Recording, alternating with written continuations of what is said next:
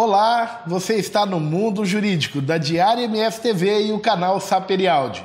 E hoje nós estamos aqui para mais uma entrevista especial, recebendo aquele que está à frente da Procuradoria Jurídica do maior município do interior do Mato Grosso do Sul, que tem uma experiência profissional muito rica, inclusive já tendo dirigido a Ordem dos Advogados de Dourados, Dr. Sérgio Henrique. Seja muito bem-vindo ao nosso programa Mundo Jurídico. É um prazer estar aqui, Wander, à sua disposição.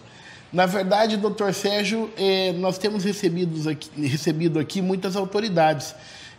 Já recebemos aqui o presidente da OAB estadual, o vice-presidente, o tesoureiro, e hoje mais uma experiência, porque o senhor esteve à frente da Ordem dos Advogados do Brasil aqui na seccional de Dourados, correto? Correto. A minha passagem pela Ordem ela foi longa, porque eu comecei como presidente de comissão, aí foi alçado a conselheiro, aí tesoureiro, aí enfim presidente. Então a experiência na frente à ordem foi ampla e muito frutífera. E nós vamos buscar muito disso para conhecer esses detalhes, essas peculiaridades do que aconteceu. Mas eu sempre começo, Sérgio, com uma pergunta que tem sido interessante porque ela demonstra para as pessoas um pouco da origem de cada um. Perguntar para você a escolha pelo direito, a escolha por se tornar advogado. Da onde veio essa escolha? É de uma família de advogados? Qual a origem dessa escolha? A escolha para mim foi muito natural, né? Tenho pai advogado, tios advogados, a minha esposa é advogada, o meu filho mais velho está se formando em Direito.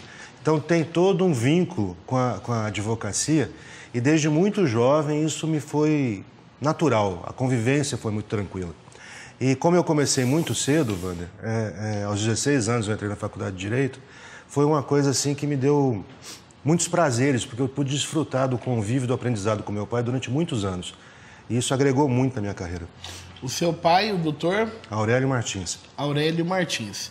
E seu pai com muita experiência em qual área de atuação? Meu pai foi procurador federal do INSS, né? Meu tio também foi.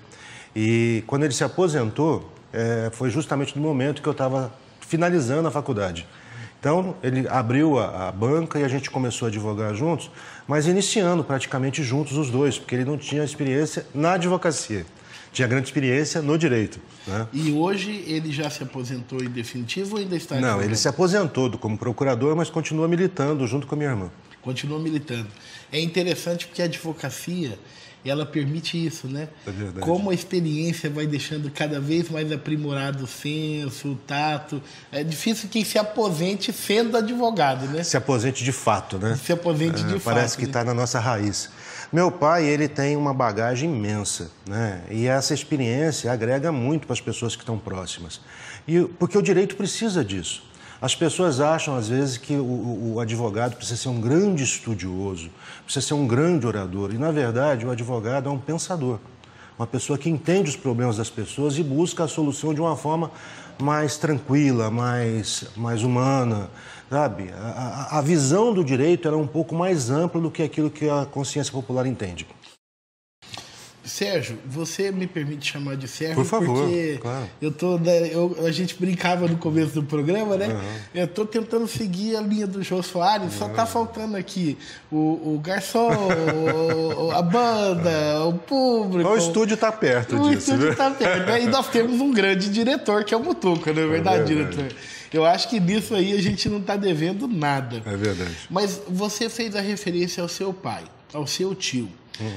Rolou alguma pressão para poder... Nunca. Felizmente, eu não tive esse tipo de problema. Foi uma escolha mesmo. Acho que a Faculdade de Direito, ela talvez para a escada profissional seja mais ampla, porque ela permite o acesso a vários tipos de carreira. Sabe? Você pode tentar um concurso, delegado, promotor, defensor, juiz, e outras carreiras que estão aí abertas, e pode se tornar um advogado, um professor. Ou seja, o leque profissional que ela te permite exercer é muito grande, não só ser advogado. Então, a carreira jurídica eu acho que é um grande convite, é uma grande possibilidade. E nisso você já pensava quando entrou no curso de Direito? Já pensava quando eu comecei o Direito. Eu sempre fui assim muito precoce, Wander. Tanto que entrei aos 16 e me formei aos 21. Né? Sempre convivi com pessoas mais velhas, enfim. E aí essa convivência com meu pai, que a gente teve sempre muito contato, me permitiu conhecer essa realidade, então foi uma coisa muito natural. Tá, e qual foi a faculdade que você se formou? Aqui na Unigran, a antiga Socigran. Você entrou lá em que ano? Eu me formei em 89, então foi 85, né? Entrou em 85. Ainda era Socigran na época. Socigran, né? exato. Era um bloco só. Era um bloco só, e como cresceu, né? Verdade. E como que foi essa entrada? Porque há de ter alguma dificuldade, mesmo vindo numa família de advogados, de pessoas com experiência na área jurídica, um jovem com 16 anos, decidido o que quer da vida, e entrar numa faculdade tão novo, há de ter alguma dificuldade. Eu era um peixinho fora do aquário, né? Porque, especialmente naquela época, as pessoas que frequentavam a faculdade eram já mais maduras. Então, eu convivi, por exemplo, só para você ter uma ideia dos meus colegas de turma, Albino Mendes, Marçal Filho, o César Câmara, que foi presidente da Ordem, o Pedrão, que você deve conhecer, o Odiran. Então, era um pessoal já mais maduro, né? Para mim foi muito bom, agregou experiência. Foi muito vantajoso nesse aspecto. E durante o curso de Direito, você se identificou com alguma área em específico? Teve atuação no Grêmio, no Grêmio de Direito? Na época, o presidente do Grêmio ele vai ficar bravo comigo, mas é muito atuante na UEMS. Uhum. O doutor... André Martins? Não. Ele concorreu até o 5º. O Lúcio Flávio? Não. Eu conheci o Lúcio Flávio na época que advoguei para o Banco do Brasil. Mas me perdoa, vou lembrar até o final do programa. Vamos lembrar. Mas eu descobri na faculdade o que eu não queria fazer, que era atuar no crime. Uhum. Acho que a atuação no crime implica em muito envolvimento, a pessoa tem que ter o perfil, sabe? E eu não tinha o perfil para essa atuação. Tanto que eu nunca quis advogar na área criminal. Advoguei na tributária, advogo na previdenciária, advogo na civil. Fui advogado do Banco do Brasil, contratado durante muitos anos, mas no crime eu nunca quis atuar. E nessa formação você se decidiu não fazer a área criminal, mas se identificou com qual carreira, qual área dentro do Eu sempre fui civilista. Né? Então, civilista. Sempre atuamos nesse aspecto. Quando a gente foi contratado, como meu pai tinha se aposentado da Procuradoria do INSS, e não tinha procuradores na época, não tinha concurso aberto, nós fomos terceirizados. E eu pude pegar uma grande bagagem na área previdenciária, sabe? Na área de execução fiscal, que é a Lei 6.830, que também rege o INSS. Então foi muito interessante nesse aspecto. Você fala em direito civil, Sérgio. Uhum. O direito civil e o processo civil têm passado por muitas transformações. Muito quando profundas. você entrou na universidade e se formou em 89, nós temos nada menos que um novo Código Civil e um novo Código de Processo Civil. Como que você enxergou essas transformações do direito? Boas. Por incrível que pareça, as pessoas também têm aquela noção de que você tem que reaprender. Na verdade, não acontece isso. Você se adapta, né? Porque foi uma evolução do direito. Então, você parte de um ponto A para um ponto B, aprendendo este caminho. Eu acho que as mudanças que vieram com o novo Código Civil e com o novo Código de Processo Civil melhoraram a sistemática processual e e a aplicação do direito em si. Então, eu vi com muitos bons olhos e não tive nenhuma dificuldade na adaptação. Uhum. Bom, mas aí nós estamos falando de um jovem que com 16 anos entra no curso de Direito, se forma em 1989, o mercado de trabalho era outro que é hoje. Hoje nós vemos um cenário com 1.100.000 advogados, né? Mas como foi esse momento entre se formar e entrar no mercado de trabalho? Como foram as dificuldades desse momento? Mais uma vez eu fui um privilegiado, né? Porque como meu pai já tinha escritório, fui trabalhar com ele, tive a experiência e o suporte financeiro para os anos iniciais, né? Nós tínhamos um escritório de contabilidade em anexo e eu fazia gestão nesse escritório. Aliás, minha formação profissional primária foi toda dentro de um escritório de contabilidade. Ah, você não estagiou durante o curso de Direito? Fiz o estágio curricular, né? O estágio da faculdade. Isso, mas iniciei. O meu estágio foi trabalhando com meu pai. Então, eu fazia as peças, submetia a apreciação dele, ele corrigia ou não. Então, esse aprendizado para mim foi muito tranquilo. Mas é fundamental, Wander. A faculdade te lança no mercado muito verde. sabe? Você precisa necessariamente estar ao lado de um advogado mais experiente para entender o mecanismo, para entender o tratamento com o cliente, para entender a abordagem com o problema, para entender o tratamento da parte adversa. Então, essa experiência no mecanismo da operação do direito, ela só é conquistada na vivência. Não existe como a faculdade te trazer isso. Quando eu fico pensando sobre o que é ser advogado, eu me dou conta da miríade de possibilidades de acerto e erro que envolvem a advocacia. Sem dúvida. Porque você precisa ter um espaço para receber o cliente. Você uma estrutura cara, né? Você precisa que ele seja bem recebido. Você precisa que ele confie em você. Confie em você, contrate você. Aí você pensa no preço, fala, se eu der um preço muito alto, ele não vai embora. E eu preciso desses honorários. Então, isso talvez seja um problema realmente, sabe? Que acho que em algum momento implicou na desvalorização dos honorários. Justamente essa necessidade do novo advogado de entrar no mercado, estabelecer e sobreviver disso, sabe? Mas é um processo, né? A gente vai evoluindo, as coisas vão melhorando. Bom, mas você foi advogar com seu pai e aí você lá para advogar na área civil, seu pai advogava também na área civil, também, imagino. Nunca foi criminalista. Nunca. E aí vocês estão com o escritório juntos. Me conta um pouco das Hoje não, hoje nós nos separamos. Mas na época sim. Sim. As primeiras dificuldades assim que você sentiu, mesmo com todo aquele esteio do seu pai ali, me conta algumas histórias dessa época. É fácil. O doutor Francisco, hoje presidente do TRT da 24ª, foi minha primeira audiência de instrução, sozinho. Então, a gente advogava para Casas Buri na época, né? Hoje já fechado aqui. Então, advogando como patronal. E fui para a minha primeira audiência de instrução solo. Foi tudo bem, me preparei bastante, estudei o processo muito, que é fundamental para todo advogado, que é um conselho para os advogados que estão assistindo. Se preparem, estudem, não se deixem surpreender. E aí parti para a audiência, mas me marcou profundamente que na hora de assinar a ata, ao final, eu tive que esconder a mão de tanto que tremia. E isso me marcou profundamente, mas foi um debut, né? E a partir de então você vai ficando um pouco mais confiante, um pouco mais seguro, um pouco mais preparado. E aí as coisas fluem com naturalidade. Hoje evito as audiências pelos atrasos, que eu fico intragável. Infelizmente se atrasa muito ainda, né? É um mal sistêmico da advocacia, você não consegue vencer, né? Prefiro delegar, sabe? Só vou se for extremamente necessária a presença. Sérgio, você citou aí 2 fatos que me levam a uma referência que eu tenho comigo. Para você que está nos assistindo, eu tenho comigo um ditado que é assim: coragem é sentir medo sem que ninguém perceba. Então ali você, a mão tremendo, mas aí você tampa. Na hora que eu peguei a caneta, eu vi que eu falei, meu Deus do céu, aí tampei e comecei olhando todo mundo, porque a voz fica um pouco embargada, mas passa, né? Quem não convive com você acaba nem percebendo muito. Agora, a tremedeira na mão era uma declaração de... Você está falando de audiência, eu tenho uma particularidade com a audiência.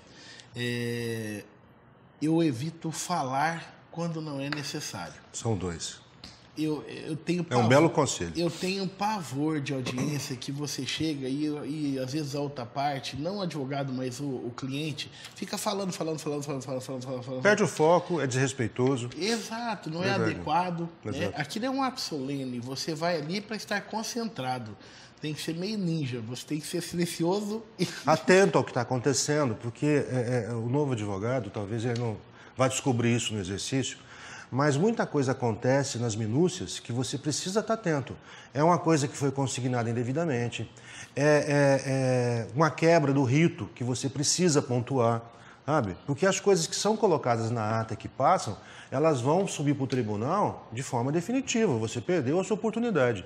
Então essa atenção é fundamental. A pessoa precisa estar atenta, precisa estar preparada, extremamente preparada, e entender a responsabilidade do ato.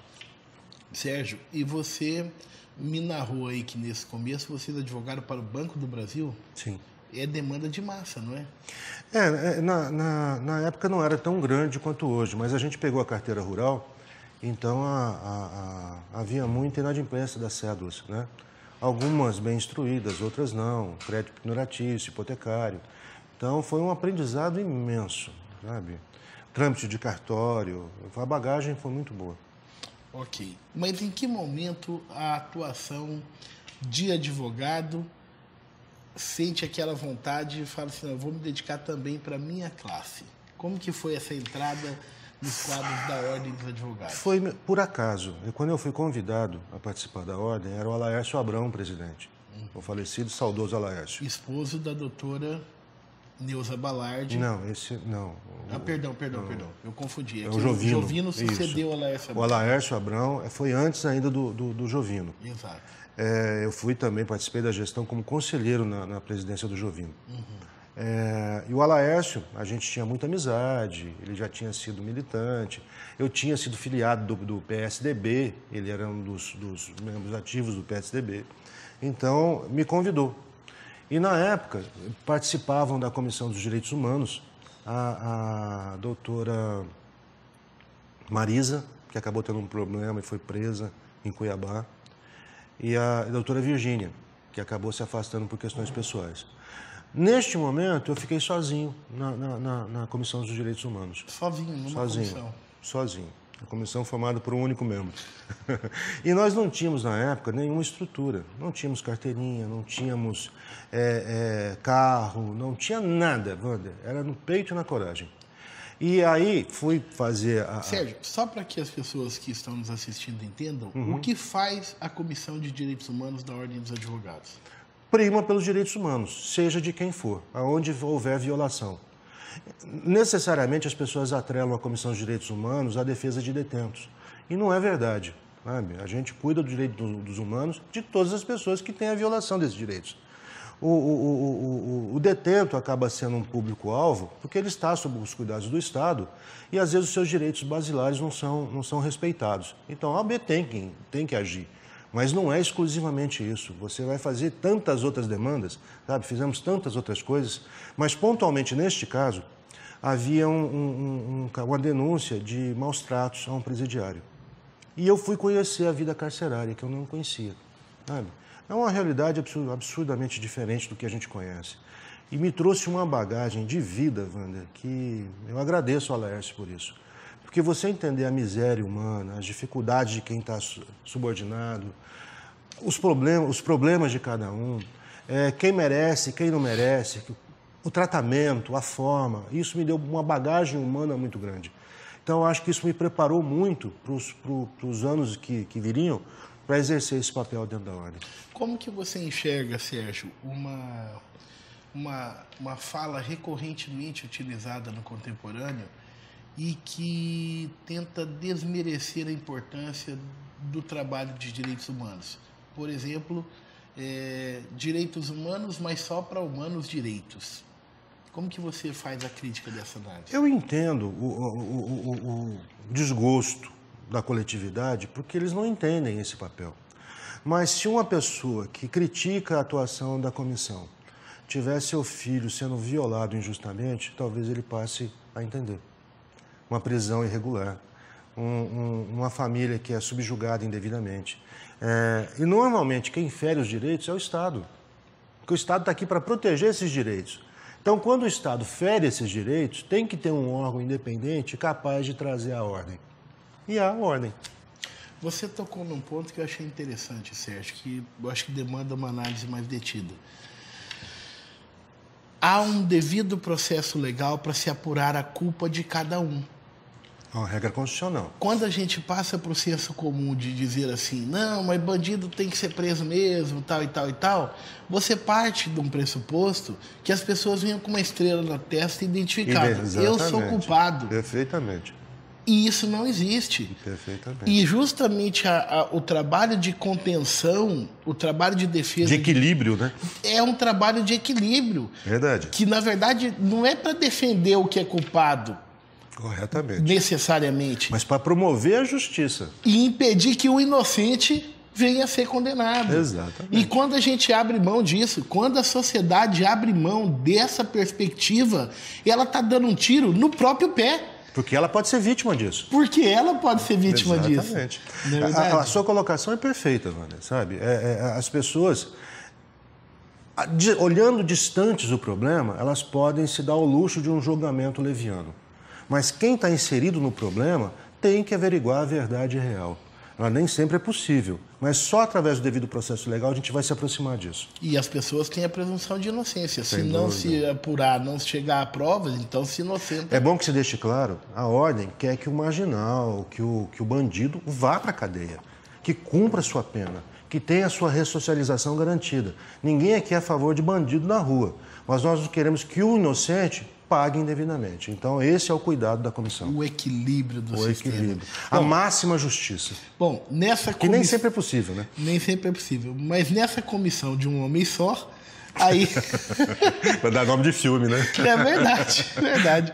Essa grande comissão de um homem só, pela grandeza de quem estava lá, aí você, em seguida, ocupa qual cargo na próxima gestão? Aí veio o Jovino Balardi, o marido da Deusa Balardi. O Jovino já participava. Saudoso Jovino Balardi. Foi meu professor, inclusive, uma figuraça. O Jovino foi presidente e eu atuei como conselheiro. E aí nasceu já o espírito questionador, sabe? O espírito de querer mudanças dentro da própria ordem. E, em função disso, me trouxeram para a chapa na outra eleição. Só um detalhe, o que faz um conselheiro da ordem? O conselheiro ele delibera sobre todas as questões pautadas pela presidência, delibera sobre os processos éticos, ela opina sobre as questões onde a ordem vai enfrentar, qual o posicionamento da ordem em cada caso. Então é muito importante a função do conselheiro. Embora ela não seja executiva, ela tem uma participação na gestão muito ativa. Certo. Aprova as contas, enfim, ele faz um papel fiscalizador. E aqui na quarta subseção, o Conselho também instrui processos éticos, Também. Colhendo informações. Na minha época de presidência, eu montei informalmente, que acabou se transformando através de portaria numa função formal, o relator de ética. Então a gente se preparou, porque eu acho que quando a gente pune os nossos mal advogados, você valoriza o bom. Sabe? O advogado que não pratica adequadamente a advocacia, ele depõe contra toda a classe. Então, na verdade, eu preferi cortar um pouquinho na carne para resgatar o máximo possível a respeitabilidade da nossa profissão. Não, e o seu trabalho é destacado e reconhecido. Mas nós vamos chegar na presidência ainda. Do conselho, na gestão seguinte, você ocupou qual cargo? Aí, na presidência do Gervásio, eu fui para tesoureiro. Para tesoureiro. Aí pude botar a mão na massa como executivo. Aí fiz várias modificações, mudamos o sistema de controle de contas, tentei trazer um pouco de independência financeira para a ordem, sabe? Começamos a melhorar essa situação. Foi quando a gente começou a evoluir, fizemos a reforma, fizemos alguma adequação, construímos, junto com o dinheiro da Camis, aquele prédio da farmácia, em seguida a área do fundo. Então, iniciou-se um processo de melhoramento estrutural da própria categoria. Então, na verdade, você promoveu, a partir dessa sua atuação como conselheiro tesoureiro, você começou grandes transformações aqui no AB, né? Contribuí para isso, fui parte desse processo. Certo. E aí, na sequência do Gervásio, você se torna presidente. Aí foi uma luta. Numa reunião de conselho, como você perguntou a função do conselho, a gente resolveu deliberar sobre quem seria o próximo presidente. A ordem, inclusive, estava em reforma, a gente estava ocupando provisoriamente aquelas salas ao lado. E aí fizeram uma votação e me indicaram como presidente. Aí, você é sempre relutante, embora te envaideça muito a possibilidade, a gente sabe o tamanho da responsabilidade. Então, consultei alguns amigos e parti para o desafio. Em seguida, decidiu-se na própria reunião do Conselho quem a gente faria o apoio, porque é fundamental você estar alinhado com a direção da seccional. Da seccional. Muitas vezes nós tivemos divergentes, chapas de antagonistas se fizeram o mandato, e o prejuízo da categoria sempre foi grande. Para que as pessoas entendam a estrutura da ordem, como que ela é? Ela tem uma chapa que concorre à presidência e tem uma chapa que concorre à seccional. A seccional é o quê? A seccional é a OAB estadual. Que gere todas as OABs do Estado. Isso. E lá é eleito com os conselheiros federais, que traz a representação do Mato Grosso do Sul junto ao Conselho Federal. Que hoje, atualmente, é o Alexandre Mantovani. Dourados é o doutor Alexandre Mantovani. Isso. E o doutor Ari Raguiante. E o Bito também. Isso. E o Mantovani aqui tem nos orgulhado muito, porque ele tem tido uma atuação... O Mantovani é uma figura. Nosso próximo presidente, né? Se tudo der certo. Se tudo der certo. Fizemos ouvimos todos os candidatos à época. A OAB de Dourados convidou todos os candidatos a virem aqui expor as suas ideias. E em votação, se resolveu colocar o doutor Trade, Fábio Trade como nosso vínculo, como nosso apoio. Lançada a candidatura, eu oficialmente candidato, já alinhavado com o Fábio, começamos o trabalho. Em seguida, fui surpreendido por aquele mesmo grupo do Conselho pela mudança de ideia. Eles queriam, então, que a gente apoiasse o Müller, o Jovino, a Neuza e o seu grupo, que era muito forte politicamente à época. Me chamaram e falaram, olha, nós mudamos de ideia e nós queremos apoiar o Müller. Você venha conosco que nós vamos fazer a sua campanha. E eu já compromissado com o Fábio. Sabe? Nesse momento, eu tive que dar um grito de independência. Falei, olha, lamento, sabe? O grupo, então, está rompido, porque eu fiz o meu compromisso pessoal. Empenhei a minha palavra e, ganhando ou perdendo, eu vou manter. Eu vou manter minha palavra. E não retiro a minha candidatura. Olha, você sabe que eu tive a experiência de ser candidato à presidência da Ordem, não venci. Foi uma experiência, assim, na minha vida... As pessoas se revelam, né, Wander? É impressionante, né? Só quem passou por isso sabe julgar. Mas você sabe que as pessoas questionam que eu fui uma pessoa que perdeu eleitoralmente, mas me saí bem, tive uma vitória política. Sem dúvida. Porque eu fiz essa opção de fazer só programático, né? E essas pessoas se revelaram. Na minha carta que eu admiti a vitória do meu adversário, que eu acho que isso é fundamental para a democracia, eu coloquei lá. A eleição acaba no momento que ela se encerra.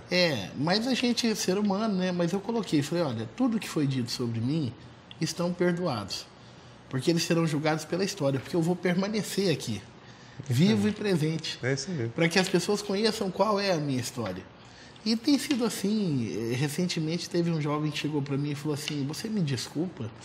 Que bacana. É um resgate, né? Aí eu falei assim, mas por quê? Falei, porque eu fui pro Facebook, falei tal coisa e fiquei tão arrependido. Aí eu falei, olha para mim, eu tenho 41 anos, você é um jovem, eu tenho maturidade de vida. Se lá atrás você fez algo do qual hoje você diz que está arrependido, você sabe que não foi algo bom.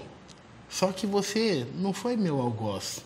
Você foi vítima de alguém que te orientou um processo, né? Aprendeu. Mas eu estou aqui entrevistando, não sendo entrevistado. Mas essas pessoas se revelam é a mais pura verdade. Isso aí eu recebi uma ligação que para mim foi muito importante e marcou muito os meus passos profissionais. Não, meus passos dentro da Ordem a partir de então. Liguei. Assim que saí da reunião, me posicionei, liguei para o... Essa reunião da nevrálgica. Do confronto. Liguei para o Ari Raguiante e falei, Ari, aconteceu isso. E aqui o quadro político para vocês mudou, sabe? Então eu dou a liberdade de vocês tomarem outro rumo.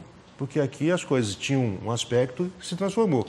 Eu estou sozinho e vou montar uma chapa. Eu, Gervásio, José Joaquim, sabe?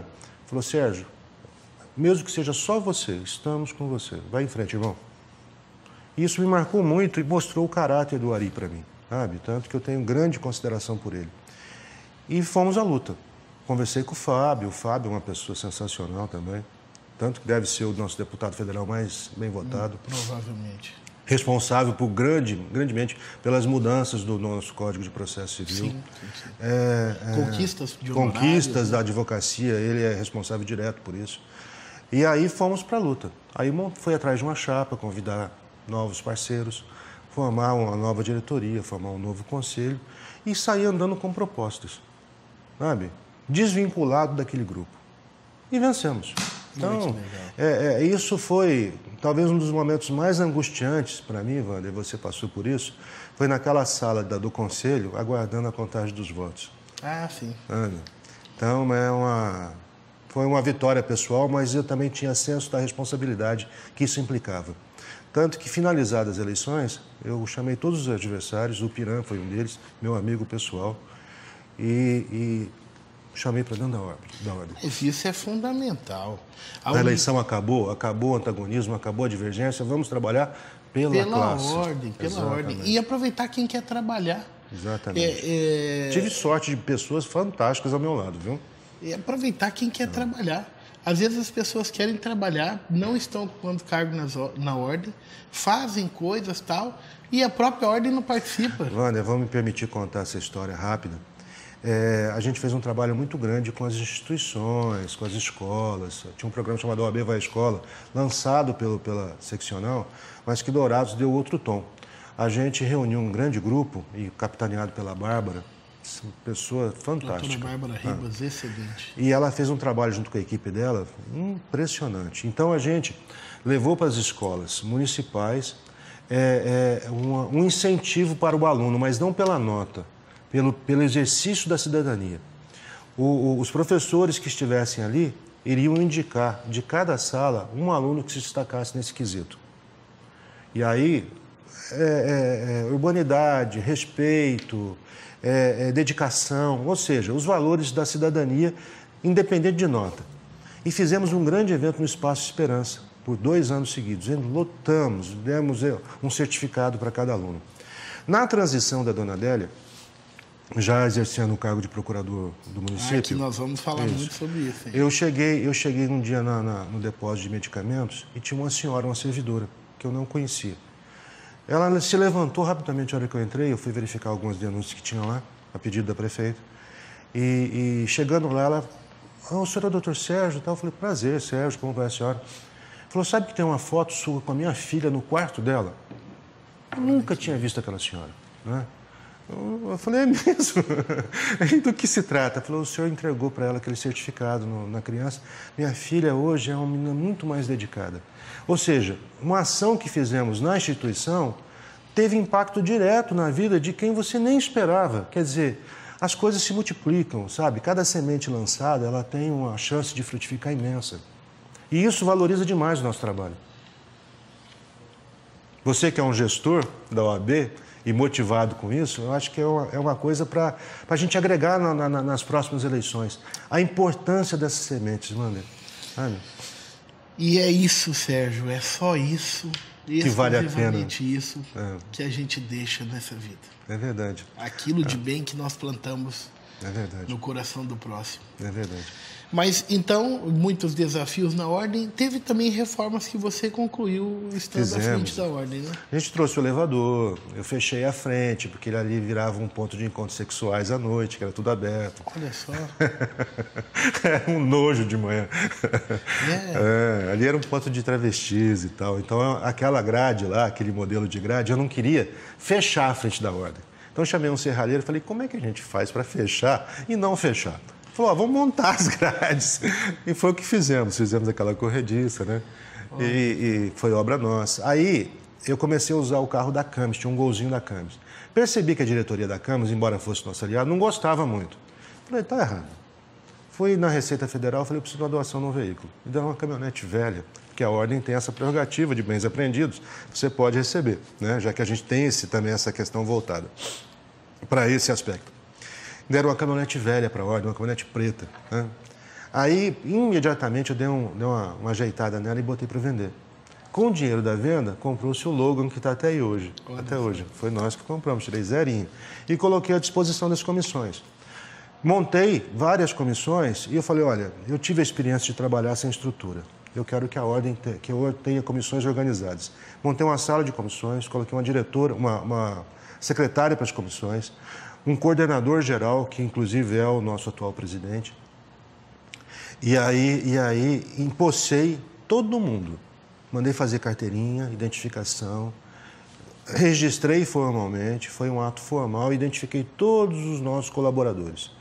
E comissões específicas. Tanto que você lembra do problema do cheiro aqui na Vila Industrial? Sim. A ordem tem enfrentamento direto. A nossa comissão atuou pontualmente. Comissão do Meio Ambiente. Do Meio Ambiente. E outras tantas questões que a ordem participou, Wander, que ficaram registrados nos nossos jornaizinhos na época, sabe? Que foram fundamentais, tanto que na nossa época a ordem passou a ter peso de novo na sociedade. E eu gostaria de novo que isso voltasse agora com o Alexandre. Ah, sem dúvida. Eu acredito que a ordem... eu sou suspeito, porque sou amigo do Mantovani, sou apoiador do Mantovani como presidente. A recíproca é verdadeira, porque ele também tem uma admiração imensa. E eu não tenho dúvida de que a ordem vai ser resgatada para o seu protagonismo e, sobretudo, com essa perspectiva da união da classe. Eu tenho certeza que o Mantovani será um presidente que vai abraçar todo mundo. Não vai ficar com mimimi, com vitimismo, vai trabalhar. Vai o revanchismo. Revanchismo, de querer boicotar se um está fazendo evento, eu não vou, não mando ninguém. E é uma pena, né? O exercício da presidência é tão solitário, sabe? Porque nas horas mais... Como você não recebe, é bom que todos saibam, o presidente não tem remuneração. Aliás, todas as pessoas que trabalham pela ordem trabalham de forma gratuita. E isso é um peso, porque nós temos família para sustentar, temos profissão para gerir, então, e você acaba ficando muito sozinho. Então, acho que quanto mais apoiadores você tiver, maior a chance do seu sucesso. E maior a chance da ordem prestar um bom serviço para a sociedade. Sem dúvida nenhuma. Porque essa é a questão, prestar um bom serviço para a sociedade. Sérgio, mas você tocou num ponto aí, porque a sua atuação, além de advogado privado, além de dirigente de ordem, você também tem uma atuação no direito público. Sim. Você hoje é procurador-geral do município de Dourados, que é um cargo... Que muito me honra. E que muito deve trazer dores de cabeça. É um peso. A honra e o desafio da adversidade deve ser quase proporcional, né? A minha história da advocacia pública é muito engraçada, Wander. Como que foi esse começo? Eu conheci o Geraldo Rezende e ele me chamou para ajudá-lo na campanha de deputado, sabe? E aí passei a dar minha contribuição para o Geraldo. Durante o exercício, ele já eleito, poucos dias depois da sua eleição, aconteceu aquele problema da Uragano, né? Houve aquela crise na cidade e tal. E aí a dona Adélia... Para as pessoas se situarem, a Uragano foi uma operação policial... Que derrubou o prefeito e diversos vereadores. Exatamente. Né? Na época, o Ari Artuzzi e diversos vereadores, presidente da Câmara. Foi uma época quase a Câmara inteira, com exceção ficaram isentos o Gino Ferreira, o Disseu Long e a dona Adélia. E a dona Adélia. Fizemos um trabalho muito bom, capitaneado pela dona Adélia, tanto que esse trabalho foi tão exitoso que levou ela novamente a se tornar prefeita. E em seguida ela voltou para a Câmara como presidente e me convidou para que a acompanhasse. Então eu assumi a Procuradoria da Câmara. Em seguida, após uma disputa judicial, o Idenor Machado foi lançado à presidência. E de forma até surpreendente para muitos, ele me convidou para que continuasse. E nessa função eu permaneci durante 6 anos. Como Procurador-Geral da Câmara. Procurador-Geral da Câmara. Isso me deu uma bagagem imensa. De procurador do município... Para procurador da Câmara. Para procurador-geral da Câmara. Exato. Quando você entrou no município, em meio a essa operação policial, que foi a primeira da nossa cidade? Foi a primeira. Depois houveram outras, mas... houveram algumas prisões posteriores, mas com esse alcance, com essa repercussão nacional, nunca. Tanto que, para você ter uma ideia, não existia um trâmite do processo de impeachment.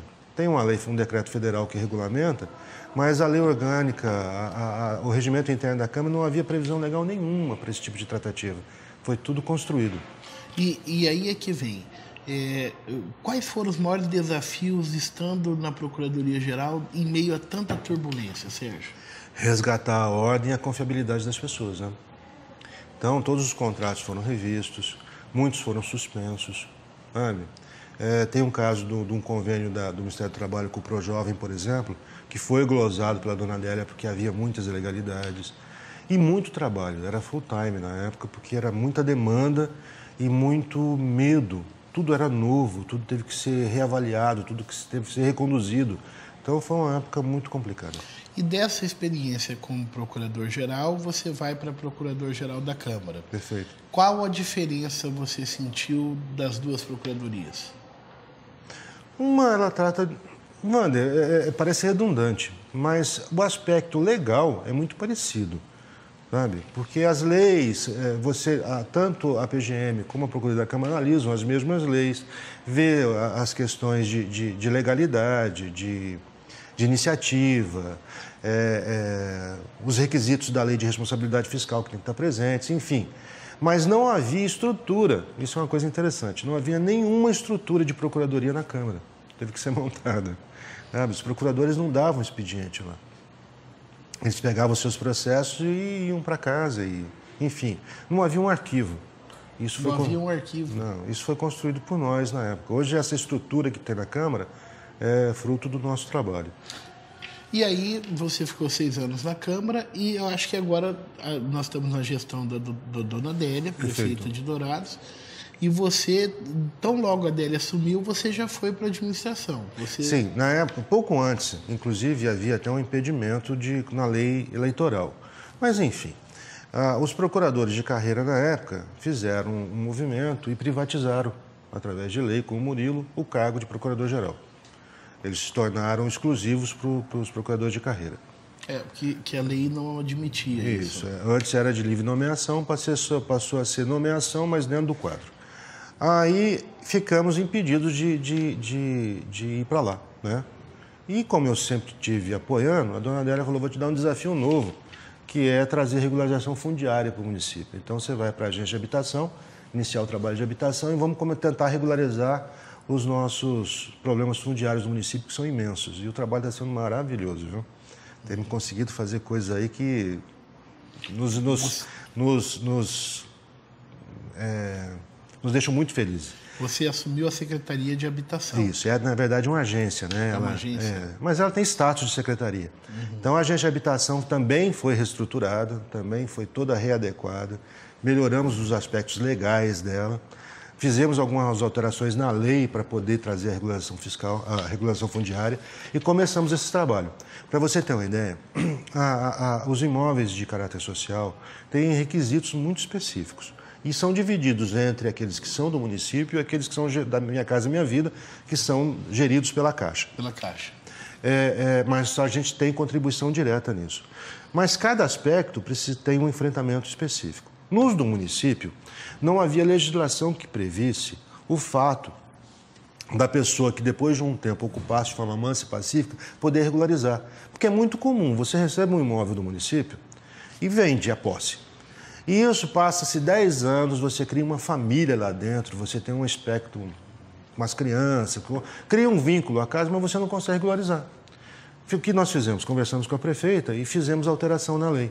Hoje, a pessoa que tem posse mansa e pacífica e tem o caráter de vulnerabilidade pode ter sua situação regularizada. Mas isso é um espetáculo, porque... Foi um avanço muito grande. É um reconhecimento que é muito importante para quem recebe e, do ponto de vista social, é muito importante para... Principalmente do aspecto social. Então, eu usei como critério o uso do campeão extraordinário. Posse mansa e pacífica por 5 anos. Né? Seria possível, então, a regularização. Então, a gente instrumentalizou uma forma de regularizar. Abrimos uma chance de parcelamento e de resgate das inadimplências e começamos a escriturar. A gestão da Dona Adélia já entregou mais de 1.000 escrituras de imóveis de caráter social. Dignidade. Respeito. Respeito e dignidade. Eu acho que você vê o sorriso das pessoas que falam, puxa, eu aguardo isso há 20 anos. É um trabalho que te toca, sabe? A gente vê a função social na sua plenitude. E às vezes não se faz publicidade disso e as pessoas não sabem, né? Criticam, é importante né? falar sobre isso, né? Criticam. É mais fácil você tacar pedra do que você ver o que é de bom que está acontecendo.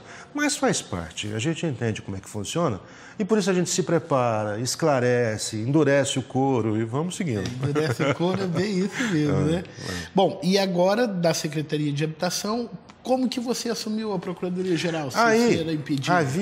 Aí começaram a ver os problemas, porque por mais que os procuradores entendessem como um mérito a Procuradoria-Geral, ela é um peso enorme, sabe? E você gerir os seus próprios colegas é muito difícil. Sabe? Então, sobretudo numa gestão temporária que depois você volta a estar lado a lado com ele. Exatamente. Né? Então, aquele espírito de corpo começou penalizá-los. Tanto que a doutora Lourdes acabou tomando um processo de improbidade, que eu acho indevido, pessoalmente, mas responde por um processo de improbidade pelo período que esteve à frente da Procuradoria-Geral. Então, acho que os próprios colegas hoje que ocupam o cargo de procurador do município entenderam que a sistemática tem que ser diferente. Então, voltou-se ao que era antes, foi proposta a lei que devolvia a livre nomeação. Aí a dona Adélia me chamou, né? Você foi convidado, quero que todos saibam disso, mas o Wander é um homem muito ocupado, com outras necessidades. E aí falou, Sérgio, olha, nós tínhamos o convidado Wander, ele não quis, mas eu queria que você nos ajudasse. Aí eu coloquei o Duan, que também é nosso colega advogado, e era meu braço direito ali na GEAB, para tocar... E que eu quero entrevistar aqui no Mundo Jurídico para ele contar um pouco mais sobre essa experiência na GEAB. Ele vai adorar. Vai ficar tremendo, mas vai gostar. E aí o Duan hoje está à frente, eu continuo dando um aporte a ele para as coisas que ele precisa, e parti para o desafio de tentar ajudar a administração. E estamos sendo muito felizes. Sabe, alguns problemas que eram identificados antes, a gente conseguiu solucionar. Um exemplo? Algumas questões, por exemplo, licitação, você tem vários momentos do processo de licitação. Vai para a PGM identifica um problema com um determinado documento.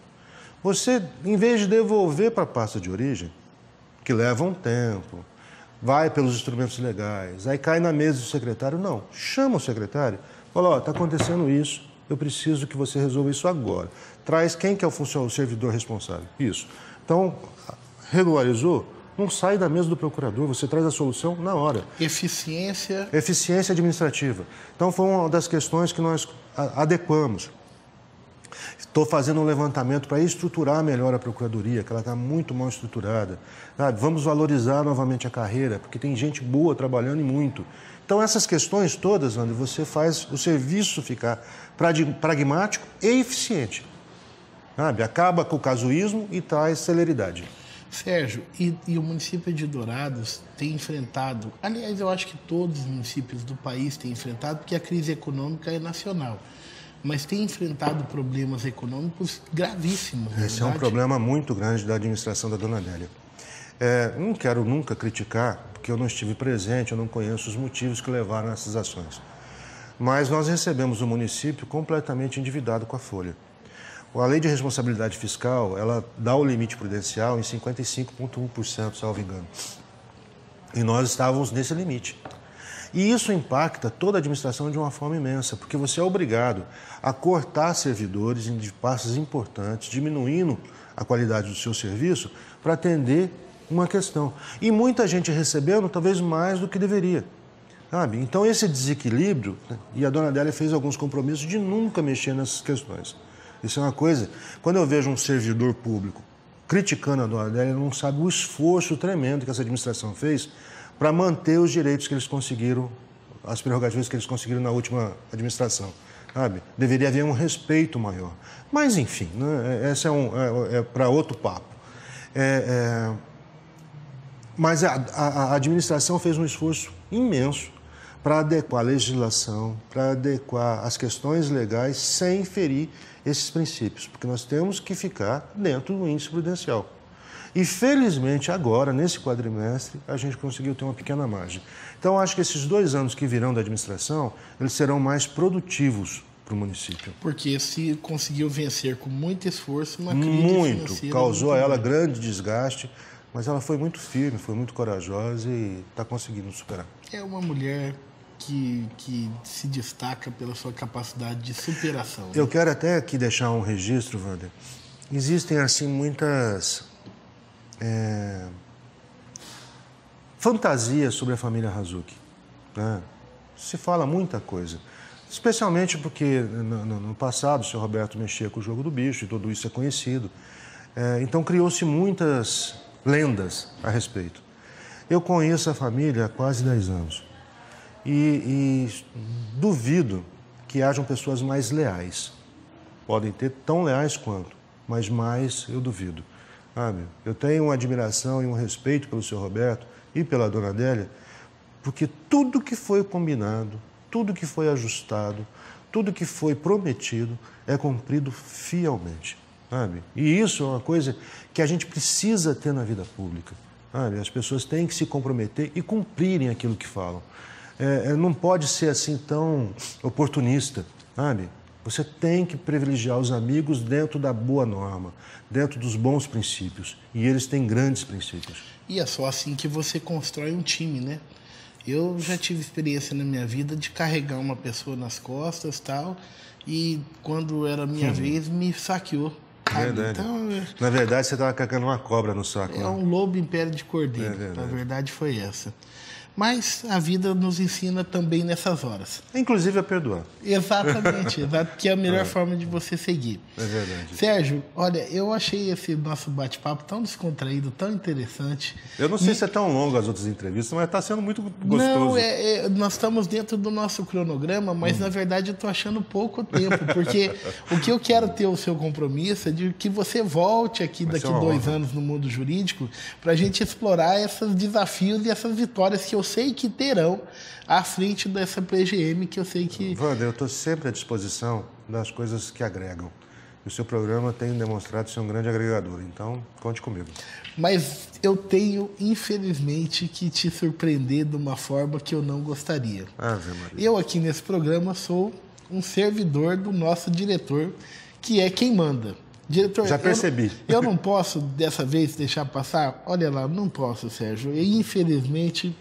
Então eu tenho que necessariamente colocar em panos quentes, mas não tem nada a ver comigo, é coisa do diretor. Então nessa TV que está aqui agora, nós vamos ver o que vai sair aqui. Ah, olha só, crise humanitária na Venezuela. Hino nacional para expulsar os venezuelanos do território nacional. E aí, Sérgio, o que você me diz sobre esse fato? É tão difícil opinar sobre essa questão. Sabe, tem um lado humano envolvido e tem outro lado da soberania nacional que fica em risco. Eu não me sinto abalizado para dar uma opinião, porque eu conheço pouco do problema em loco, sabe? Eu acho que deveria haver, sim, uma intervenção mais profunda. Federal, porque na verdade os municípios não tem ali... preparo. Não tem como, imagina, dobrar a população em... As estruturas urbanas são muito caóticas, especialmente nos rincões do nosso país. Então, você precisa ter uma estrutura. Então, permitir livremente, embora seja uma demanda humanitária, é um risco para a sua própria população. Não participar disso é um risco também para quem está chegando.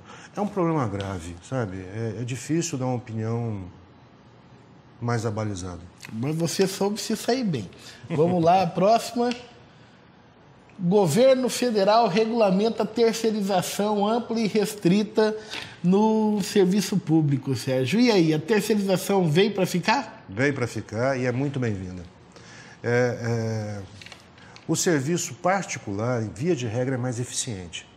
Com regras muito claras, o serviço público vai ganhar com isso. Então, eu sou favorável. Essa questão de só deixar cargos de carreira exercendo traz um conforto e um comodismo que a gente não pode concordar. Então, eu sou favorável. Você sabe que eu, particularmente, tenho minhas reservas quanto a isso. Sei disso e por isso que eu já fui assim, bem delicado. Mas eu sou aqui, você é meu convidado e eu estou aqui para ouvi-lo e aprender com isso. Porque eu acho que a vida necessariamente pressupõe que você cresça. E acredito que o crescimento está em ouvir o próximo. Wander, sem querer levantar uma situação, mas há momentos que ela é necessária. Você tem algumas regras que norteiam o serviço público. Limitação de carga horária, limitação de hora extra, índice prudencial trazido pela lei de responsabilidade. E, às vezes, o serviço público exige uma demanda maior do que a lei te permite dar. Então, a terceirização é necessária. Me faz refletir. Nós estamos... Tem mais? Gostei da brincadeira. Eu acho que é 2, né, diretor? Tem mais alguma? Acabou, olha lá, acabou. Mas eu quero agradecer imensamente a sua presença, Sérgio. Foi um prazer. Mas esse programa ele é muito assistido pelos jovens. Nós temos uma audiência que o sharing, as respostas, nós temos sido muito bem visualizados. E a gente está ficando tiozão já, né? É verdade. Verdade. Mas a experiência, ela tem seus sabores também, tem né? grandes Ela grandes benefícios. tem seus benefícios. E aí, eu quero que você agora, e não para mim, mas para aquele jovem que está te vendo ali, falando com ele, pensando naquele jovem que está naquela dúvida, faço curso de Direito ou não faço, ou que está naquela dúvida, está no meio do curso, será que é isso mesmo? Será que eu desisto? Será que eu continuo? Ou aquele que se formou, está entrando no mercado de trabalho agora, o que vai ser da minha vida? Como que vai ser a minha vida? Pensando nesse jovem, eu quero que você termine deixando uma mensagem para ele. Bom, futuro promissor ou jovem advogado, aqui é a palavra de um advogado com 30 anos de militância. É uma grande carreira, sabe? Se orgulhem dela, não desistam. Traz um leque de oportunidades imensas. Trazem prazeres enormes quando você consegue uma sentença que traz alegria para uma pessoa. Eu tive o prazer, por exemplo, de ser patrono numa ação de adoção. E a alegria daquela mãe, ao ver reconhecida a sua condição da filha que ela escolheu, são coisas que você carrega para a sua vida toda. Então, venham para a advocacia e exerçam ela com muito orgulho. Tá? É o recado que eu deixo para vocês. Sérgio Henrique, muito obrigado por estar conosco, viu? Conte sempre comigo, precisando, vai ser uma honra. Ok. E você esteve aqui conosco no Mundo Jurídico da Diário MF TV e o canal Saperialdi. Até a próxima.